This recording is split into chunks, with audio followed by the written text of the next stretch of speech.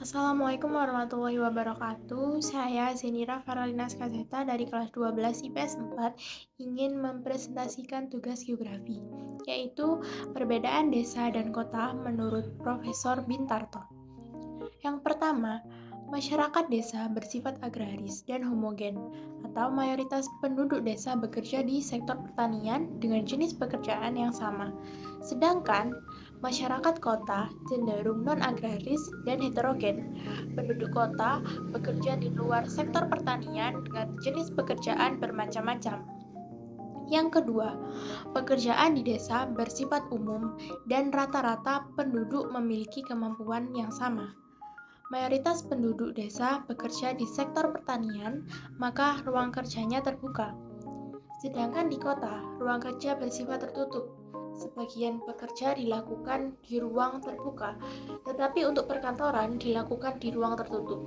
Yang ketiga, musim sangat mempengaruhi pekerjaan di desa. Curah hujan sangat mempengaruhi pada kegiatan pertanian, baik sawah, irigasi, maupun ladang. Sedangkan musim tidak mempengaruhi pekerjaan di kota, hanya cenderung menjadi faktor penghambat.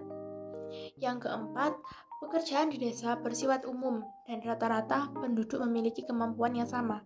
Sedangkan pekerjaan di kota bervariasi dan ada spesialis pada bidang tertentu. Yang kelima, di desa jarak rumah dan tempat kerja cenderung dekat, sehingga sarana transportasi tidak begitu diperlukan. Sedangkan di kota, jarak rumah dan tempat kerja kebanyakan jauh, sehingga sarana transportasi sangat diperlukan. Lalu ada keruangan desa menurut Jazuli, yaitu yang pertama, bentuk desa linier atau memanjang mengikuti jalur-jalur jalan raya atau alur sungai. Pola semacam ini dapat dijumpai di daerah dataran, terutama dataran rendah. Tujuannya untuk mendekati prasarana transportasi, jalan atau alur sungai, sehingga memudahkan mobilitas manusia, barang, dan juga jasa. Yang kedua, bentuk desa mengikuti garis pantai. Pola semacam ini dapat dijumpai di pesisir. Tujuannya supaya mengikuti garis pantai karena mayoritas penduduk sumber perekonomian berasal dari pesisir dan laut, sehingga dekat dengan bahan baku. Yang ketiga, bentuk desa terpusat. Bentuk desa semacam ini banyak dijumpai di wilayah pegunungan. Tujuannya agar penduduk yang berasal dari keturunan yang sama sehingga antara sesama warga masih merupakan saudara atau kerabat. Yang keempat, bentuk desa mengelilingi fasilitas tertentu. Bentuk semacam ini banyak dijumpai di wilayah dataran rendah dan memiliki fasilitas umum yang banyak dimanfaatkan oleh penduduk setempat, seperti mata air, danau, waduk, dan fasilitas-fasilitas lainnya. Tujuannya agar para penduduk dekat dengan fasilitas kebutuhan dalam kehidupan. Lalu ada pola keruangan desa menurut Profesor Bintarto, yaitu yang pertama, mengikuti pantai. Di daerah pantai, susunan desa nelayan berbentuk memanjang seperti pantai. Yang kedua, menyebar.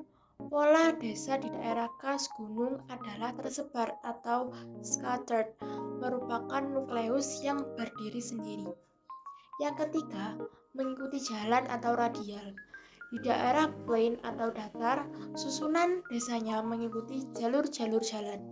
Yang keempat, radial atau mengikuti lereng. Pola desa ini berbentuk radial terhadap gunung dan memanjang sepanjang lereng gunung. Yang kelima, mengikuti sungai. Di daerah plain datar, susunan desanya mengikuti jalur-jalur sungai. Pola keruangan kota atau struktur kota ada tiga, yaitu yang pertama, teori sektor. Zona 1 merupakan daerah pusat kegiatan atau biasa disebut DPK atau Central Business District (CBD). Zona 2 merupakan daerah grosir dan manufaktur. Zona 3 merupakan pemukiman kelas rendah. Zona 4 merupakan pemukiman kelas menengah. Zona 5 merupakan pemukiman kelas atas. Yang kedua, teori inti ganda atau pusat kegiatan banyak. Zona 1 merupakan daerah pusat kegiatan. atau Central Business District. Zona 2 merupakan daerah grosir dan manufaktur. Zona 3 merupakan pemukiman kelas rendah. Zona 4 merupakan pemukiman kelas menengah. Zona 5 merupakan pemukiman kelas tinggi. Zona 6 merupakan daerah manufaktur berat. Zona 7 merupakan daerah di luar PDK, zona 8 merupakan pemukiman suburban, dan zona 9 merupakan daerah industri suburban. Yang ketiga merupakan teori ketinggian bangunan. Zona 1 merupakan daerah pusat kegiatan atau Central Business District.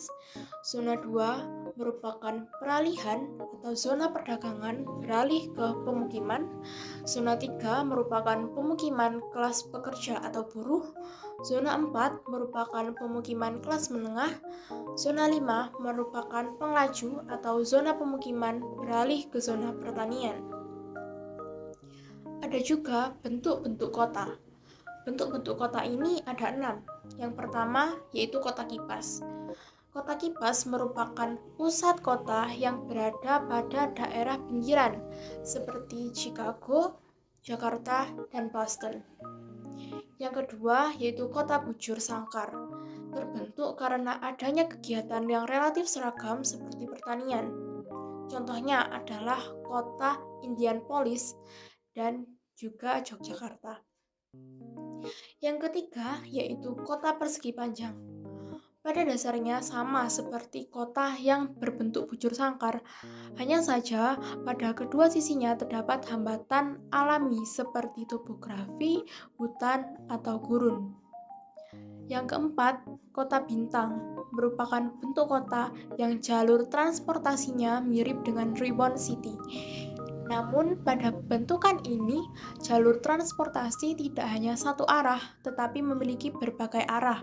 Oleh karena itu, ia disebut bentukan gurita atau bintang. Yang kelima, kota bulat merupakan bentuk kota yang dianggap ideal karena jarak dari pusat kota ke ujung-ujung terluar kota hampir sama. Yang keenam, kota memanjang atau Ribbon City. Dari bentuknya yang sangat memanjang, dapat terlihat bahwa perkembangan kota ini sangat didominasi oleh peranan jalur transportasi. Demikian yang bisa saya jelaskan. Terima kasih. Wassalamualaikum warahmatullahi wabarakatuh.